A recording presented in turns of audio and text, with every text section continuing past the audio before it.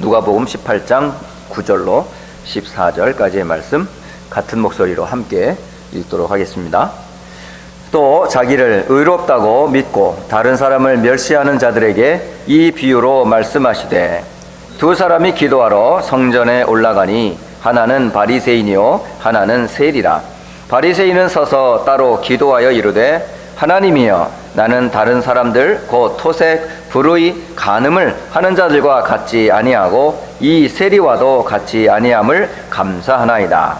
나는 일해에 2번씩 금식하고 또 소득의 11조를 드리나이다 하고, 세리는 멀리 서서 감히 눈을 들어 하늘을 쳐다보지도 못하고 다만 가슴을 치며 이르되, 하나님이여, 불쌍히 여기소서. 나는 죄인이로소이다 하였느니라. 내가 너희에게 이르노니 이에 저 바리새인이 아니고 이 사람이 의롭다 하심을 받고 그의 집으로 내려갔느니라. 무릇 자기를 높이는 자는 낮아지고 자기를 낮추는 자는 높아지리라 하시니라. 아멘. 오늘 이 본문을 가지고 함께 말씀 잠시 나누겠습니다. 지난 우리 8월, 9월 한 달 동안은 계속되는 누가복음을 가지고 계속되는 비유가 계속 전달되고 있어요. 우리가 첫째 주에 기억했던 것은 잃어버린 양을 찾아 가는 목자의 마음을, 또 드라크마를 잃어버린 한 신부의 마음을, 그리고 잃어버린 아들을 찾아 기다리고 또 품어주시는 아버지의 그 마음. 결국은 이 목자나 또 신부나 또는 이 아버지의 마음은 그 누구의 마음이냐면 하나님 아버지의 마음이세요. 그 하나님의 아버지의 마음을 이 땅에 드러내시고자 이 땅에 오신 분이 누구죠? 그분이 바로 예수님이십니다. 그 예수님이 이 땅에 오셔서 저와 여러분을 구원해 주셨어요. 이게 우리 가장 항상 기뻐하고 감사하고 평생 주께 영광 돌릴 첫 기도 제목입니다. 정말 구원에 대한 감사, 이것은 우리에게서 나온 것이 아니고 하나님께서 우리 이미 창세전에 계획하셨던 대로 우리를 사랑하신 그 큰 사랑이 저와 여러분에게는 무엇으로 주어졌냐면 최고의 선물, 그게 바로 뭐죠? 구원이에요. 구원. 신앙생활의 첫 시작은 이거로 시작돼요. 구원으로부터 시작해요.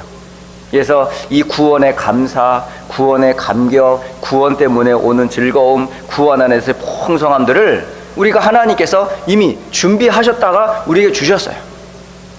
이 축복을 이 땅에서 마음껏 누리라고 하는 거예요. 그래서 구원의 비밀을 첫째 주에는 좀 확인을 했다고 보면, 지난주에는 부자와 거지 나사로에 대한 이야기가 나와요. 이 이야기를 통해서 우리가 확인해야 될 것은 뭐냐면, 구원은, 다시 말하면 내세는, 천국과 지옥은 돈이나 명예나 그리고 자기의 의로 주어진 것이 아니고 전적인 하나님의 역시 은혜라고 하는 거예요.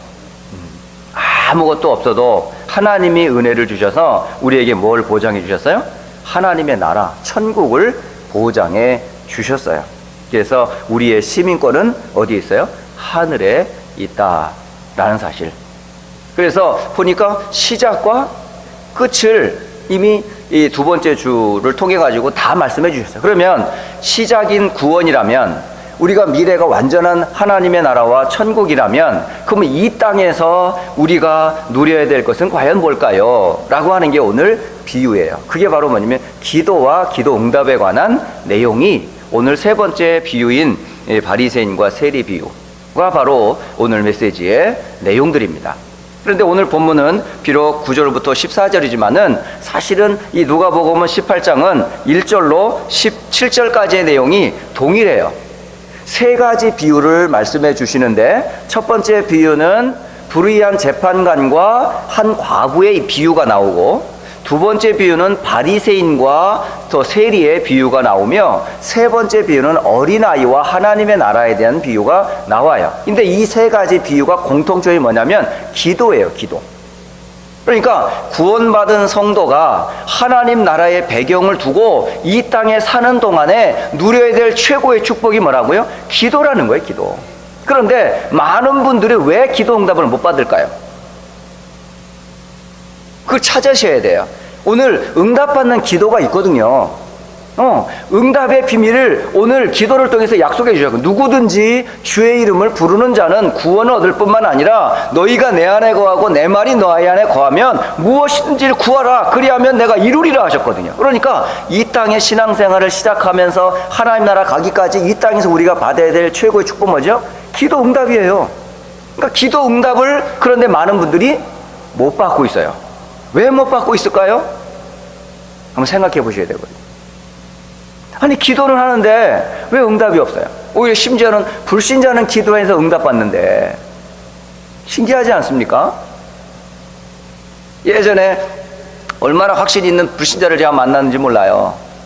우리가 이제 전도 캠프라고 그래가지고 이제 335 짝을 지어가지고 누구는 어느 지역 누구는 어느 지역 해서 이제 팀을 나눠가지고 이 전도 캠프를 하게 됐어요. 이 캠프를 하는데 제가 갔던 지역은 아파트 지역이었어요. 근데 아파트 지역인데 뭐 거기에 이제 오고 가는 사람들한테 복음을 전하죠. 그러니까 한참 뜨거운 여름이었기 때문에 우리 잠시 쉬려고 이게 그늘진 곳에 잠시 머물렀었어요. 근데 머물렀는데 거기에 계속 왔다 갔다 하는 한 사람이 있더라고요. 이 사람을 보니까 어떤 사람이냐면 낡은 가죽, 쇼파, 이 쇼파들을 사실은 개량해가지고 새 쇼파로 수리해주는 이 사람이었더라고요. 그래서 이제 그 사람에게 이제 당신 하나님 믿습니까? 당신이 왜 예수를 믿어야 되는지 설명을 하는데, 나는 하나님 안 믿습니다. 나는 남녀호랑갱교입니다. 이러는 거예요. 아니, 남녀호랑갱교요? 어떻게 남녀호랑갱이 되시다 했더니 자기가 아들이 하나 있는데 이 아들이 눈이 멀었다는 거예요. 눈을 보지 못하는 아들이 있었는데 얼마나 부모의 입장에서는 아들의 병을 고치기 위해서 이렇게 저렇게 노력을 했을 거 아니겠어요? 그런데 이 아들이 아무리 해도 낫지를 않더래. 그래가지고 이 사람이 누구를 만난 거야. 그게 바로 남녀호랑갱교라는 사람, 신도를 만났어요. 그래서 이 사람이 하루 종일 뭐만 불러라? 남녀호랑갱교를 계속 수만 번을 부르는 거예요. 그런데 신기하고 놀라운 것은 그 눈먼 아이가 그 남녀호랑갱교 주문을 듣고 아이가 놔버렸어요. 그러니까 확실한 응답을 받은 거잖아요. 그죠? 그런 얘기를 딱 끝나고 나니까 그 뒤에 그 눈 멀었던 아이가 눈 뜬 그 증인, 바로 제가 내 아들입니다. 그러는 거예요. 확실한 증거까지도 제시하는 거야. 기도에 응답받은 확실한 증거를 가지고 기도 응답을 간증하는 거 있죠. 그러니까 이렇게 우상 숭배하는 사람들도 심지어는 불신자들도 기도에서 응답을 받는데 막상 교회 다니는 신자들에게 기도 응답을 받습니까? 어떤 기도 응답을 받았습니까? 라고 물어보면 나는 이런 기도를 했고 이런 응답을 받았습니다. 라고 응답받는 기도와 그 내용을 말해줄 만한 확신 있는 사람들이 우리 주변에 얼마나 있냐는 거죠. 기도 오히려 더 안 해요. 불신자는 오히려 아침에 밤에 하여간 몸부림을 치면서 기도를 하루에 몇 번씩 하는지 몰라요. 심지어 뭐 종교들은 계속 돌려가면서 기도를 하거든요. 그러니까 이 사람들의 생활은 기도가 단데 오히려 구원받은 하나님 자녀들은 기도의 비밀과 맛을 몰라요. 그러니까 기도도 잘 모르지만은 또 기도의 제목도 가만히 보면 불신자 시절의 종교나 생활했던 기도 제목과 별 차이가 없어요. 똑같이 뭘 먹을까, 마실까, 입을까, 육신적인 것을 구하지 다른 걸 구하지 않아요. 그러니까 기도 응답을 받을 수가 없어요. 또 하나님이 그런 기도를 응답하고자 그런 기도 제목을 준 것도 아니거든요. 그래서 오늘 구원받았다면, 또 우리가 하나님의 나라의 분명한 배경이 보장이 되었다면 이 땅에서 우리가 누려야 될 최고의 축복이 뭐라고요? 기도인데 그 기도가 어떤 기도가 응답을 받냐는 거예요. 오늘 그 부분을 저와 여러분이 분명히 확인하시고 여러분 기도에 대해서 새롭게 갱신하시고 회복하시기를 주의 이름으로 축복합니다. 자, 첫째는 오늘 원한을 풀어달라고 호소하는 과부의 비유가 나와요. 그 첫 번째 비유입니다. 굉장히 중요한 내용이거든요.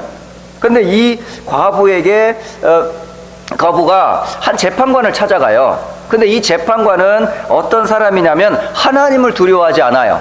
다시 말하면 불신자입니다, 이 사람은. 그리고 사람을 무시해요. 그러니까 사람을 무시할 정도면 이 사람 굉장한 뭐죠? 하이 클래스예요. 그러니까 성공한 불신자예요. 그러니까 세상 말로 두려운 게 없는 거예요. 그러니까 하나님도 모르고 그리고 사람도 우습게 보는 아주 성공한 불신자 한 사람이 재판을 하고 있어요. 이 재판관에게 한 아주 모자라고 힘없고 부족한 한 과부가 자기의 원수에게서 받은 그 원한을 풀어달라고 가서 호소하는 거예요. 그 탄원을 올린 거예요. 그런데 하나님을 무시하고 하나님을 두려워하지 않고 사람을 무시하는 이 재판관이 힘없고 보잘것없는 한 여인의 그 탄원을 사건을 해결해 줄 것 같습니까? 불신자일수록 뭘 밝혀요? 돈을 밝혀요. 뭔가 자기의 유익이 안 되면 손을 안 대요. 그런데 이 여인이 어떡합니까? 끝까지 갑니다, 그냥. 그러니까 재판관이 가는 곳곳마다 쫓아다니면서 원한을 풀어주세요. 난 잘못 없어요. 저 원수 때문에 내가 망했어요. 계속 쫓아갑니다. 사무실 앞에서도 쫓아가고 재판장 앞에도 쫓아가고 그가 식사하는 자리에도 쫓아가고 막 계속 쫓아갑니다. 처음에는 무시했겠죠. 어느 순간 포기하겠지. 근데 계속 거머리처럼 붙어서 원한을 풀어달라고 하는 거야. 그때에 재판관이 한 말이에요. 오늘 누가복음 18장에 이런 말씀하시죠. 5절에 보시면 이 과부가 나를 번거롭게 하니 내가 그 원한을 풀어주리라. 그렇지 않으면 늘 와서 나를 괴롭게 하리라. 이제 오히려 이 과부가 포기한 게 아니고 재판관이 포기를 해버렸어요. 결과는 뭐죠? 늘이란 단어예요. 항상 뭐가 있어요. 그러니까 기도하되 이 오늘 본문의 이 기도 제목의 중요한 이 비유의 키가 뭐냐면 1절입니다. 1절. 오늘 불의한 재판관과 한 과부의 이야기를 통해서 주께서 말씀하시려고 하는 것은 무엇을 말씀하시냐면 그들에게 항상 기도하라라는 말씀이에요. 그리고 낙심하지 말라라는 뜻으로 이 비유를 말씀해 주셨어요. 이걸 우리가 무슨 말로 말하면 지속하라는 말이에요. 응답받는 기도는 지속하는 기도예요. 지속한다는 단어를 우리는 보통 이제 많이 쓰잖아요. 근데 지속합니까? 지속에는 세 가지 의미가 있다고 그래요. 세 가지 의미. 어떤 의미가 있냐면 어떠한 난관과 어려움에도 불구하고 성공한다라는 뜻이 있어요. 그게 바로 지속한다는 뜻이에요. 지속은 성공이라는 단어가 있어요. 어떤 그 난관과 어려움에도 불구하고. 두 번째로 지속한다는 의미는 뭐냐면 완전히 지배한다는 뜻을 갖고 있어요. 완전히 지배한다. 그리고 세 번째 지속의 의미는 이기고 승리한다는 뜻이 있어요. 그러니까 궁극적으로 지속적인 기도의 뜻은 뭐냐면 모든 난관과 어려움을 뚫고 사단의 방해를 물리치고 하나님의 뜻을 얻어내는 기도예요. 네. 이게 굉장히 중요한 말이에요. 그러면 이렇게 지속적인 기도를 하는 목적은 뭘까요? 결국 내 뜻을 이루기 위함일까요? 아니에요. 이 지속하는 기도의 목적은 다른 데 있지 아니고 하나님의 뜻을 이 땅에서 실현하는 게 목적이에요. 그게 응답이에요. 기도 응답. 그러니까 지속하는 이유는 하나님의 뜻을 이루기 위한 지속적인 기도는 반드시 뭐한다? 응답이 온다는 거예요. 그렇다면 저와 여러분은 지속적으로 기도할 무엇부터? 기도가 아니라 기도 제목부터 분명하셔야 돼요. 그럼 뭐 해야 돼요? 기도보다 더 중요한 게 뭐냐면 기도할 근거가 있어야 돼요. 그게 뭐냐면 분명한 언약적인 기도 제목이 있으셔야 돼요. 그게 다시 말하면 하나님이 우리에게 말씀하시는 언약을 근거로 한 영원히 함께 이 땅에 살아오는 계속할 기도 제목이 있으셔야 되는 거예요. 그게 평생 기도 제목이라는 거예요. 평생 내가 붙잡고 기도할 것, 내가 평생 마음에 간직하고 기도할 것, 우리 가정이 평생 붙잡고 간직하고 기도할 것, 우리 교회가 평생 붙잡고 간직하고 기도할 것, 우리 후대들 두고 평생 간직하고 기도할 그것 있어요? 그게 바로 하나님의 뜻을 이루는 그 기도가 있으셔야 되는 거예요. 근데 그 기도는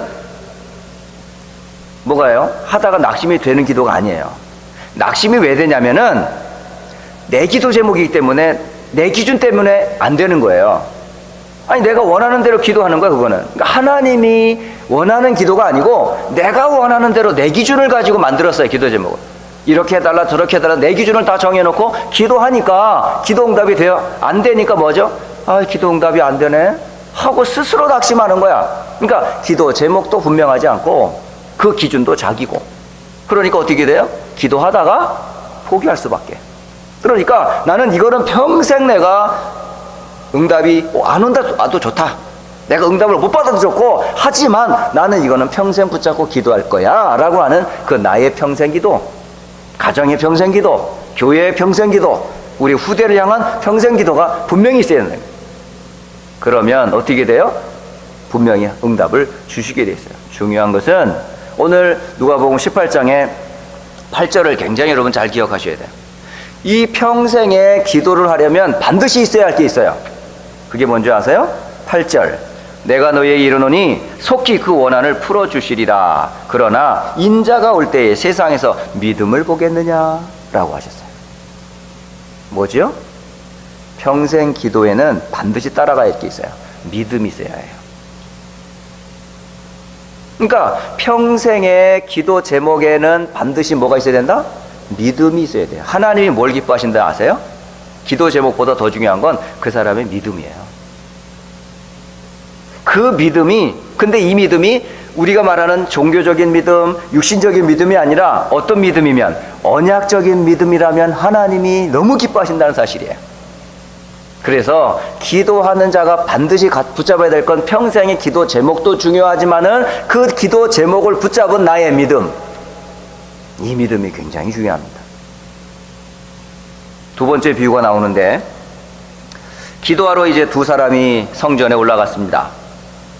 한 사람은 바리새인이라는 사람이고 한 사람은 세금을 걷어들이는 세금쟁이 곧 세리가 기도하러 올라갑니다. 근데 이 두 사람의 기도가 완전히 달라요. 이 바리새인은 어떤 사람이냐면 완전히 율법. 오늘 그 기도 내용을 잘 보시면요, 11절에 이 사람이 어떤 사람인지 자기 어떤 사람인지를 보여줘요. 이렇게 말하죠. 바리새인이 서서 기도하는 기도를 잘 보세요. 자기는 어떤 사람인지 이렇게 부르죠. 하나님이여. 이 사람은 하나님을 안다고 생각해요. 또 하나, 나는 비교해요. 다른 사람과 같이. 어떤 사람들? 토색하는 사람들, 불의에 있는 사람들, 간음하는 사람들과 같지 않습니다 라고 말해요. 그리고 심지어 옆에서 기도하고 있는 세리와도 같지 아니함을 뭐합니다? 감사합니다. 이렇게 기도합니다. 어떻게 보면은 굉장히 잘하는 기도 같지 않습니까? 하나님 부르는 모습이나 자기의 삶에서 흠과 티가 없어요. 얼마나 이 사람이 경건하게 사는지. 어쩌면 우리 주변에 보면 이 사람은 완전히 장로감 아닙니까? 목회자감 아니에요? 와, 우리의 롤 모델처럼 보이지 않습니까? 그리고 이 사람의 삶은 또 어떤 줄 아세요? 12절에 보세요. 나는 일주일에 2번씩 금식합니다. 아주 삶도요 너무너무 규모가 있어요. 말씀을 따라 일주일에 2번씩, 뭐 1년에 한두 번 할까 말까 한 금식을 이 사람 일주일에 2번을 하니까 적어도 한 1년에 100번을 한다는 얘기예요. 100번을. 그러니까 주변에서 이 사람을 볼 때 어떻게 해요? 굉장히 거룩한 사람처럼 보이지 않겠습니까? 그리고 소득의 11조. 이 사람은 돈을 제법 버는 사람 같아요. 소득에 뭐를 낸다? 11조를 한 번도 떼먹질 않았어요. 그러니까 경제적으로도 굉장히 이 사람 부유한 사람인 것을 보여줄 수 있어요. 그러니까 그런 것을 가지고 뭐 하고 있어요? 하나님 앞에 기도하고 있다고요. 어떻게 보면 여러분 이 기도 잘하는 것 같지 않습니까, 여러분? 응? 근데 그에 비해서 세리는 멀리 서서 눈을 감히 하늘, 곧 하나님을 쳐다보지도 못하고 가슴을 치면서 딱 한마디 기도해요. 하나님이여, 불쌍히 여기소서. 나는 죄인이로소이다. 이거예요. 이게 다야, 다. 그러니까 바리새인의 기도와 세리의 기도는 어떡합니까? 완전히 다른 거예요. 그런데 이 기도에서 무엇을 우리에게 알려주고자 하는 메시지가 있지요? 그게 바로 9절입니다. 9절. 이렇게 말씀하세요. 자기를 의롭다고 믿고 다른 사람을 멸시하는 자들. 그게 누구라고요? 바로 바리새인을 얘기하는 거예요. 우리가 잘못하고 있는 기도, 응답받지 못하는 기도는, 이런 자의 기도는 하나님이 응답할 수가 없어요. 결국은 내가 하나님, 내가 토색하지 아니하고 불의에 빠지지 아니하고 내가 간음하지 아니한 것, 그리고 일주일에 2번씩 금식한 것, 결국 11조를 꼬박꼬박 드린 것, 이건 결국 뭐죠? 자기 자랑이에요. 나는 옳다는 거예요. 결국은 여기에서의 주장은 누구를 얘기하는 거죠? 결국은 나를 드러내는 거예요. 그러니까 자기를 드러내는 사람들, 내 기도는 자기를 드러내고자 하는 삶과 신앙생활은 아무리 구해도 하나님이 응답하지 않는다는 거예요. 반대로 아무것도 없어요. 세리는 그야말로 동족들한테는 원수 취급을 받아요. 배신자예요, 배신자. 나라를 이용해가지고 국가에다가 로마에다가 세금을 갖다 바치는 그런 사람이니 동족에게는 뭐가 돼요? 왼수요, 왼수. 배신자라, 이게 매국노라, 이게. 그리고 로마 책에서 보면 이게 하수인이에요. 꼭두각지예요. 그러니까 완전히 죄인 취급받아요. 어디에서도 환영을 못 받아. 로마의 정부가 충성된 것 같지만은 결국은 이용당하는 거고, 결국은 동족들에게도 결국은 같은 민족이지만은 서로 뭐죠? 함께 할 수 없는 사람. 그러니까 이 사람은 어디에도 뭐죠? 사랑과 인정을 받을 수 없는 사람이에요.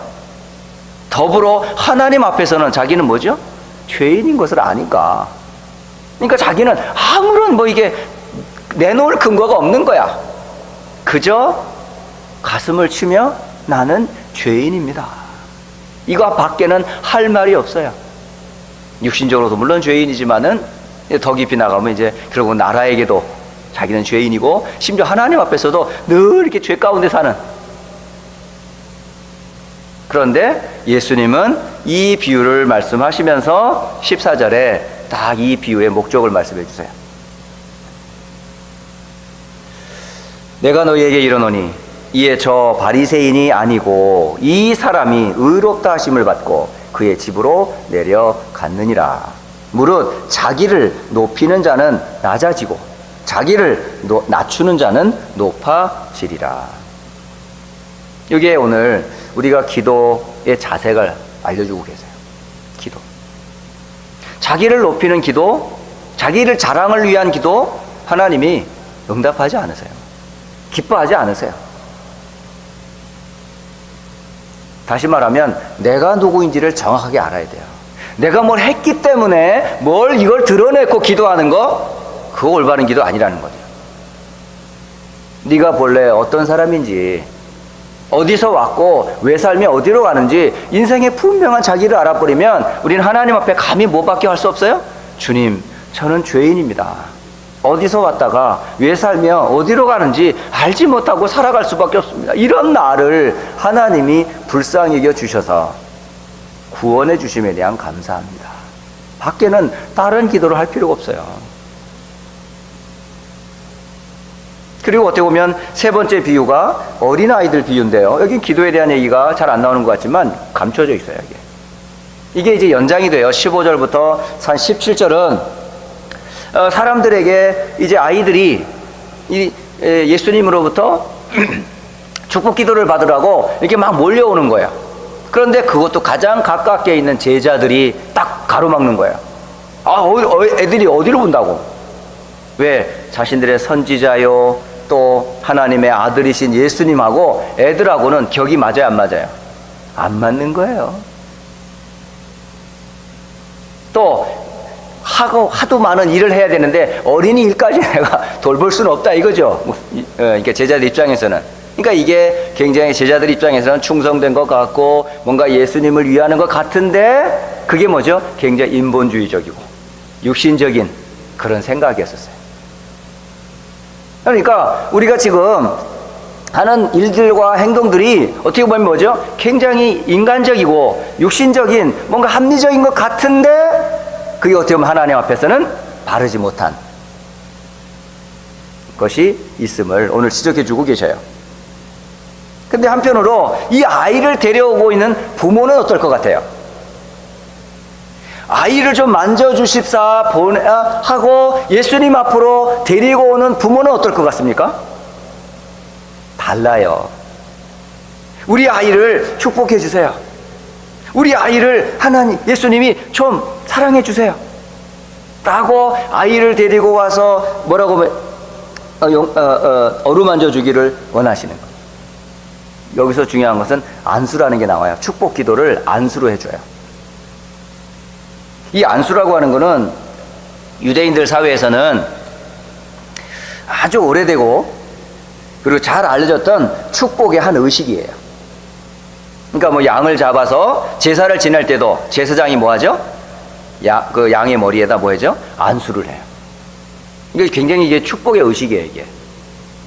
그러니까 죄 용서받을 때 그게 안수하고. 근데 하물며 예수님께로 나아오는 어린 아이를 그 부모가 축복해 주기를 원하는 거예요. 그런데 이제 그 축복을 가로막는 게 누구였었어요? 제자들이었었어요. 다시 말하면 일꾼들이었었어요. 그러면서 이 어린아이를 통해서 무엇을 말씀하시냐면 천국이 이런 자의 것이니라. 곧 어린아이와 천국을 비교해요. 천국을. 또 하나 우리 기억해야 될 것은 어린아이도 어떤 대상이죠? 구원의 대상이라는 걸 기억하셔야 돼요. 아담 이래로 모든 인류는 범죄 가운데 사망의 법에 놓였어요. 그죠? 그래서 이 사망의 법에 묶인 모든 인류를 구원하시려고 누가 오셨어요? 그리스도 대신 예수께서 오신 거예요. 그러니까 이 그리스도께서 오신 이유는 어른들만을 위한 게 아니에요. 유대인들만 위한 게 아니에요. 어린이를 포함하여 모든 인류를 구원하시기 위함이에요. 만약에 어린아이가 제외되고 힘없는 여인들이 제외된다면 예수님이 왜 축복을 해주셨겠어요? 모든 인류는 그리스도 안에서 구원을 필요로 하고 그 구원의 길은 예수예요. 그 예수만이 우리에게 뭐가 돼요? 구원의 주가 돼요. 그래서 이건 뭘 얘기하냐면 구원의 소망은 오직 누구에게만? 성령의 도우심을 따라 그리스도 안에서 이루어지는 하나님의 최고의 축복이라는 것을 우리에게 알려줘요. 그래서 제자들에게 충고하는 거야. 제자들을 꾸짖으면서 제자들에게 악한 뜻, 그 악의를 버리고 교만을 벗어버리고 어린아이의 성품을 입으라라고 하는 얘기예요. 우리가 하나님 앞에 설 때에 그런 마음으로 서야 돼요. 순전한 마음, 정말 거짓된 마음이 없이 하나님 앞에서 우리의 내 마음을 드러내는 거죠. 이런 자세가 정말 중요합니다. 자, 결론적으로 말씀을 드리고 말씀을 맺도록 합니다. 자, 그렇다면 아까 말씀드렸지만은 항상 붙잡고 기도해야 될 언약이 뭐예요? 그 사실에 대한 믿음이거든요. 여러분이 항상 붙잡고 기도할 때마다 세 가지는 꼭 붙잡고 기도하세요. 그 첫째가 뭐냐면요, 사도행전 1장 1절 예수는 그리스도로 인류의 모든 죄와 사망과 지옥으로부터 구원한다는 사실. 이거는 하나님의 영원한 약속이에요. 우리가 기도할 때에 붙잡아야 될 것 첫 번째가 언약이거든요. 언약. 또 예수님이 부활하셔서 제자들과 함께 40일 동안 감람산에서 가르쳤던 내용이 뭐였었어요? 하루도 빠짐없이 하나님의 나라의 일에 대해서 말씀하셨다고 그랬어요. 결국은 제자들은 뭘 붙잡고 기도하라는 얘기죠? 그리스도, 하나님의 나라를 말씀을 주시고 가셨어요. 그리고 세 번째로는 뭘 기도해라? 예루살렘을 회복을 놓고 기도하지 말고 오직 성령이 너희에게 임하시면 땅끝까지 이르러 내 증인이 되리라 라는 것을 기도 제목을 주고 가셨어요. 이 주신 사실에 대한 뭐죠? 믿음이에요. 이건 내가 평생 붙잡아야 될 나의 언약이요, 우리 후대와 가정, 심지어 교회와 렘넌트들이 꼭 붙잡아야 될 약속이에요.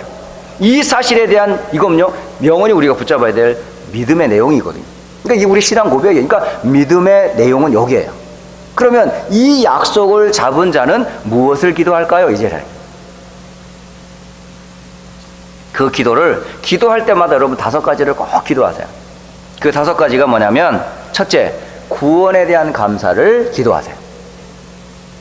과거의 상처, 아픔, 전부 그게 뭐였어요? 나를 구원하시기 위한 발판이었다는 사실을.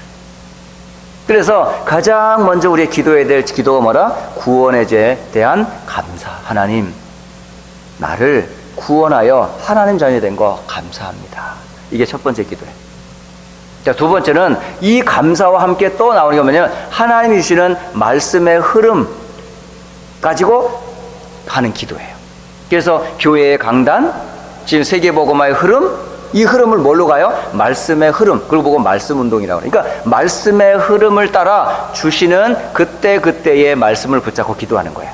그래서 2017년은 JRUTC와 일어나 빛을 발하라고 하는 2017년 메시지, 그리고 매 주마다 매일마다 주는 그때그때 메시지 흐름을 지나가면 다시 안 보잖아요. 그때 잡아야 돼요. 그러니까 오늘의 3오늘을 꼭 붙잡으라는 거예요. 오늘의 말씀, 오늘의 기도, 오늘의 전도를 여러분이 매일 강단을 통해서 또 기도 수업을 통해서 전체 흐르는 메시지 속에서 여러분 말씀의 흐름 가운데서 그 약속 잡고 기도하라는 거예요. 그리고 세 번째로 뭐냐면요, 이 시간 반드시 가져야 됩니다. 구원에 대한 감사도 말씀의 흐름도 아무리 좋지만은 중요한 거는 내가 그 말씀에 집중하는 나만의 시간이 꼭 있어야 돼요. 나만의 시간. 단 5분이라도 좋으니까, 단 10분이라도 좋으니까 눈을 감고 집중 기도하는 시간. 만약에 여러분이 집중하지 않으면 뭐가 돼요? 여러분 분산돼 버려요. 자꾸 막 정신이 없어. 우리는 너무 바쁘게 살아요. 아침부터 눈을 떴다부터 잠자기까지 왜 이렇게 바쁩니까, 사람들이? 잠시나마 하나님과 좀 대화하고 그분을 묵상하고 깊이 있게 머무는 시간이 없는 거예요. 그러니까 안 되잖아요. 그러니까 뭐죠? 말씀에 집중이 안 되니까 뭐에 다 집착해요? 땅의 것에 자꾸 집착하는 거예요. 육신의 것에 자꾸 집착하는 거예요. 그럼 집착을 자꾸 하면 어떻게 돼요? 그게 중독이 되는 거예요. 그 영적 문제가 오는 통로가 되거든요. 그러니까 분명 하나님께서는 붙잡아야 될 약속과 그 언약, 그리고 무엇을 놓고 기도해야 되는지 분명히 알려주시거든요. 그리고 네 번째 기도해야 될 게 뭐냐면요, 여러분의 육신, 여러분의 마음, 여러분의 영혼의 치유를 놓고 기도하세요. 많은 병든 자들이 참 많습니다. 네, 영육간에 병든 사람이 너무 많아요. 근데 그 병든 것이 누구의 이름으로? 예수의 이름으로 치유되도록. 그리고 마지막 5번째, 여러분이 기도해야 될 것은 뭐냐면 나의 삶과 하나님의 말씀이 일치가 되는 미래. 그러니까 지금 내가 하고 있는 이 일이 결국은 세계복음화를 이루는 미래라는 사실을 반드시 기억하셔야 돼요. 네. 하나도 여러분이 하는 그 일이 쓸모없는 일이 없고 버리질 일이 없어요. 다 하나님이 하시는 일이거든요. 그러니까 그 일을 통해 뭘 봐요? 세계복음화를 보는 거예요. 그게 미래고 여러분의 비전이에요. 이걸 놓고 늘 기도하는 거예요. 그래서 이번 한 주간 동안에 여러분, 내가 왜 기도 응답이 안 될까? 내가 지금 어떤 기도를 하고 있지? 내 자세는 어떻게 하고 있으며 내 마음 상태는 어떤지를 좀 다시 한번 되돌아보시고, 그러면 내가 지속적으로 할 기도, 나를 낮추고 하나님께 영광 돌리는 기도는 뭘까? 그 무엇을 붙잡고 하나님의 사람인 천국의 비밀을 누렸던 어린아이 같은 게 마음이 뭘까? 이런 부분들을 이번에 누가복음 18장을 통해서 주시는 이 3가지 비유를 통해 여러분의 기도가 새롭게 회복되어지고 응답이 시작되기를 주 예수 그리스도의 이름으로 축복합니다. 이제는 우리 주 예수 그리스도의 은혜와 하나님 아버지의 그 크신 사랑하심과 성령의 내주인도 충만케 하심이, 기도의 비밀을 알고 그 축복을 누릴 모든 주의 백성들과 주의 종들과 주의 휴스턴 안디옥 교회 위에 우리 렘넌트들을 위해 이제로부터 영원까지 함께 계실지어다. 아멘.